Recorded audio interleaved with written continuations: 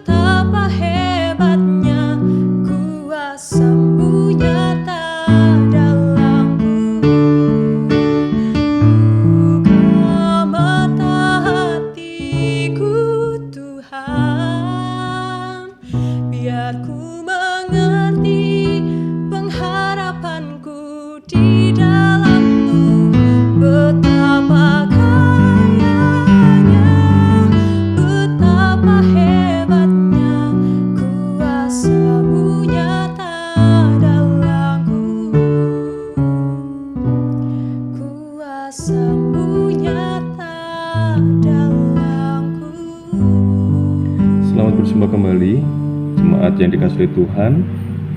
Hari ini kita akan bersama-sama merenungkan firman Tuhan yang terambil dari 1 Tesalonika 4 ayat 14 demikian. Karena jikalau kita percaya bahwa Yesus telah mati dan telah bangkit, maka kita percaya juga bahwa mereka yang telah meninggal dalam Yesus akan dikumpulkan Allah bersama-sama dengan Dia. Berbagai kita yang mendengarkan firman Tuhan dan merenungkan dalam kehidupan sehari-hari. Jemaat yang dikasihi oleh Tuhan Yesus Kristus, kita menyadari bahwa kita tidak bisa lepas dari apa itu komunitas kita. Ya, jadi manusia itu tidak bisa lepas dari komunitasnya, dan bahkan kalau kita merenungkan secara lebih dalam, secara filsafati ya, identitas kita itu dibentuk oleh komunitas yang melingkupi kita. Bahkan konsep-konsep tentang benar, salah, ingin, tidak ingin, suka, tidak suka, itu dikuatkan, dibentuk oleh komunitas. Bagaimana ini terbukti? Jadi umpamanya ibu bapak semua pergi ke daerah Jawa Timur, maka tiba-tiba akan terasa bahwa begitu cocok beberapa makanan di sana karena terlalu asin gitu. Atau pergi ke daerah Sumatera gitu ya, maka suasana masakannya di sana kan asin dan kita merasakan tidak enak, tidak nyaman. Beda ketika kita di Jogja ya, karena kita biasa makan gudeg gitu ya, jadi makanan-makanan kita cenderung manis ya. Dan ketika orang dari luar Jawa makan di Jogja, seperti mahasiswa-mahasiswa saya dari Indonesia Timur, dari Sumatera gitu ya, makan di Jogja, mereka mengatakan, saya 1 bulan 2 bulan tidak bisa makan di sini Pak, karena rasanya seperti makan kulek gitu ya, jadi kayak makan kolak gitu. Jadi aneh bagi mereka, seakan-akan mereka makan nasi dengan kolak gitu. Nah, itu salah satu bukti yang nyata bahwa manusia atau konsep tentang diri, konsep tentang kita, konsep tentang aku itu dipengaruhi oleh atau disusun oleh struktur-struktur sosial di sekitar kita. Nah, saudara-saudara yang dikasihi Tuhan, is okay, itu memang keadaan kita, mau nggak mau memang kita berada pada titik itu ya. Kalau kita terus lebih jauh, sebenarnya ini dari abad kedua, kemudian terbaru itu pemikiran abad tahun 70-an ya, itu berdiskusi tentang nothing, atau sesuatu yang konsep diri yang sebenarnya merupakan jaring-jaring kesepakatan-kesepakatan yang mengelilingi kita. Nah, itu realita ya. Oke lah, kenyataannya memang kita dibentuk oleh, atau keinginan-keinginan kita, harapan kita dibentuk oleh komunitas kita. Kenapa ini penting saya katakan, Bapak Ibu yang dikasihi Tuhan? Jadi saya ingin mengajak Bapak Ibu semua untuk bersyukur sebenarnya, karena kita harus bersyukur bahwa kita disusun dalam struktur masyarakat, komunitas, pengertian-pengertian yang bijaksana, yang penuh dengan kebaikan ya. Saya mengajak Bapak untuk bersyukur bahwa kita memiliki pandangan hidup yang kemudian kita sebut beriman, itu percaya pada Tuhan, yang dibuat dalam kapasitas, dalam komunitas jaring-jaring yang indah menurut saya, yaitu jaring-jaring cinta kasih ya. Nah, di sini saya ingin ibu bapak semua, saudara-saudara semua bersyukur komunitas kita mendapatkan komunitas yang menurut saya mulia ya, baik ya.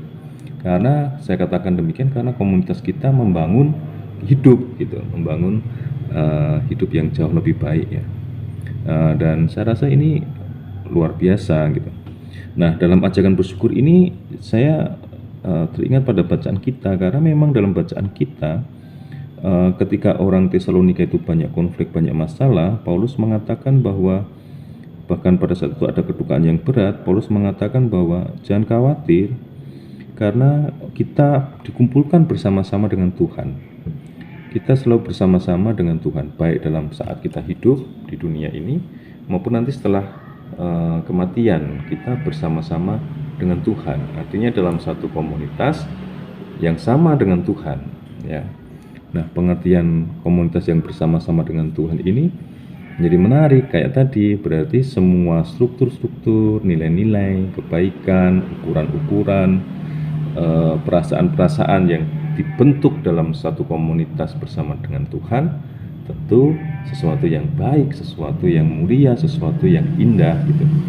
Dan kalau kita lihat dalam kisahnya Tuhan Yesus Kristus ketika dia di dunia, ini sangat terasa sekali bagaimana Tuhan Yesus Kristus menawarkan sebuah komunitas, mengajarkan kepada banyak orang tentang adanya kehidupan cinta kasih yang membahagiakan, yang di sana ada penerimaan, ada pengampunan, ada harapan yang baik, ada kemuliaan setelah kematian bersama-sama dengan Tuhan.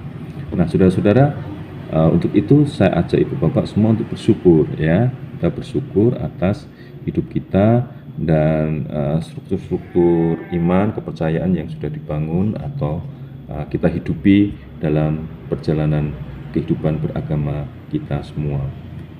Saudara-saudara yang kasih Tuhan, Dalam syukur ini kemudian saya mengajak Ibu Bapak juga untuk melihat situasi kita, karena kita berada dalam komunitas yang baik, dalam harapan baik, dalam nilai-nilai yang baik yang membangun kehidupan. Saya rasa kalau Ibu Bapak merasakan ini sebagai sebuah keuntungan atau sikap syukur yang positif, bagaimana kalau kita mulai mengajarkan hal ini pula dalam lingkungan kita masing-masing?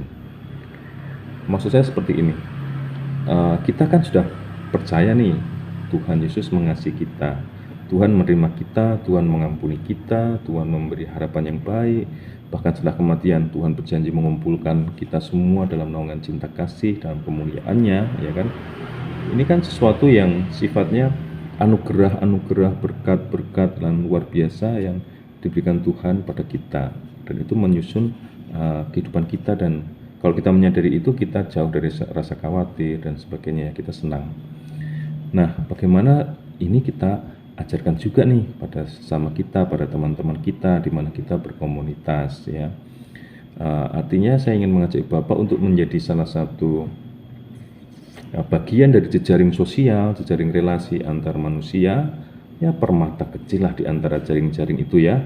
Kan ada jaring, ada simpul-simpul itu, kita menjadi salah satu simpul yang kuat, tapi bukan kuat untuk merusak, tapi kuat untuk menjalin, menawarkan cinta kasih, sehingga orang-orang berelasi dalam jejaring kehidupan bersama ini bisa mendapatkan kekuatan, penghiburan, dan sukacita yang Tuhan berikan kepada kita. Jadi Bapak yang dikasihi Tuhan, ini saya rasa pentingnya kita. Jadi memang pentingnya kekristenan, pentingnya orang Kristen, pentingnya pengikut Tuhan Yesus Kristus, yaitu untuk berada di dalam jejaring sosial. Tapi dalam jejaring sosial itu kita tidak menjadi bagian jaring-jaring yang merusak, tapi jaring-jaring yang kuat, jaring-jaring yang menawarkan cinta kasih yang mengikat teman-teman di sekitar kita dengan nilai-nilai cinta kasih. Dan ini yang Tuhan Yesus harapkan dengan kata-kata menjadi garam dan terang dunia. Saya rasa ini menarik untuk kita terapkan dalam kehidupan kita, justru dengan menyadari bahwa kita dibentuk oleh komunitas kita. Pada titik itu kita mempunyai peluang juga untuk berperan dan membentuk komunitas kita. Dan saya rasa apa yang ditawarkan Tuhan Yesus Kristus juga ditawarkan Paulus dalam jemaat di Tesalonika penting, supaya saudara dan saya, kita semua menciptakan jejaring yang indah, sehingga dunia ini jauh lebih nyaman untuk kita hidupi bersama dalam pengharapan yang benar kepada Tuhan. Demikian jemaat yang dikasihi Tuhan, sedikit renungan dari saya. Kiranya ini memotivasi kita untuk selalu bergerak dan memberikan hal-hal yang baik, yang positif, yang indah bagi dunia di sekitar kita. Selamat menjadi bagian dari jejaring komunitas manusia, makhluk hidup, ya. Tetapi jadilah jejaring atau bagian dari jaringan itu, bagian yang indah, permata-permata kehidupan. Saudara, orang-orang yang diberkati dan akan diberi kekuatan dari Tuhan. Amin. Mari kita berdoa. Tuhan Yesus, berkati kami dan berikan kekuatan untuk mengasihi dan mampukan kami menjadi permata yang indah dalam jaringan kehidupan antar umat manusia, dan biarlah keindahan kerajaan surga dan cinta kasih-Mu dapat dirasakan banyak orang dan banyak orang menjadi bahagia. Terima kasih Tuhan untuk cinta kasih-Mu kepada kami dan juga persekutuan yang Tuhan berikan kepada kami. Kami sungguh berterima kasih untuk cinta kasih-Mu kepada kami, Tuhan. Kasih kami kepadamu, Tuhan. Amin. Tuhan memberkati.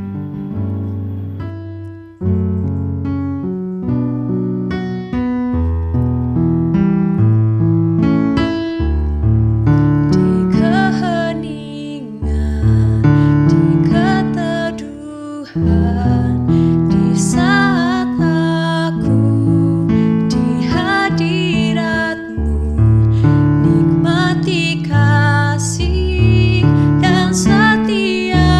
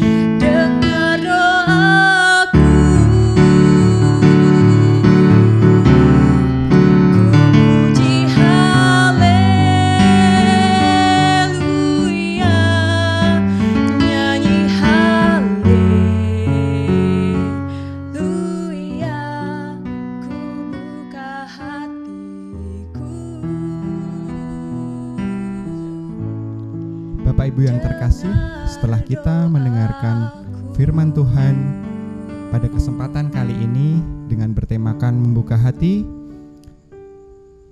semoga dengan firman Tuhan yang kita dengarkan pada kesempatan kali ini bisa menjadi acuan dalam kehidupan kita ke depan menjadi lebih baik terhadap semua sesama di lingkungan kita.